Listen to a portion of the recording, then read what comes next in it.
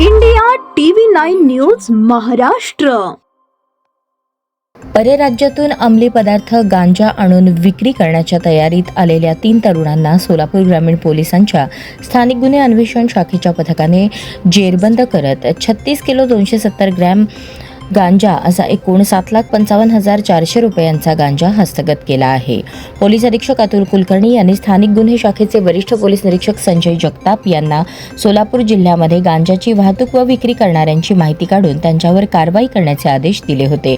त्यानुसार स्थानिक गुन्हे शाखेचे पोलीस निरीक्षक संजय जगताप यांनी स्थानिक गुन्हे शाखेतील दुय्यम अधिकारी आणि अंमलदार यांना अंमली पदार्थ विक्री व वाहतुकीबाबत माहिती काढून कारवाई करण्याबाबत सूचना दिल्या होत्या.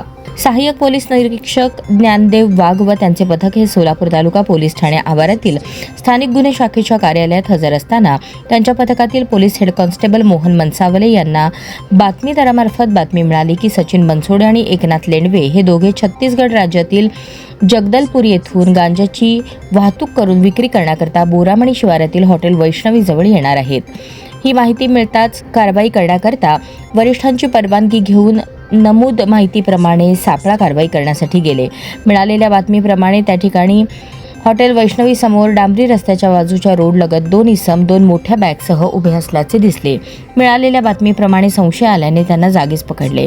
पकडलेल्या इसमांना त्यांचे नाव व पत्ता विचारल्यानंतर त्यांनी ओळख दिली.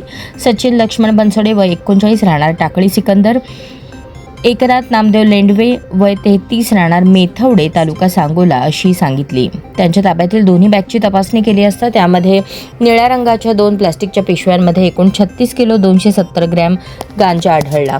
आरोपींनी हा गांजा जगदलपूर येथून विकत आणला असून तो अनिल लक्ष्मण रोंगे राहणार खर्डी पंढरपूर याला विक्री करणार असल्याचे सांगितले.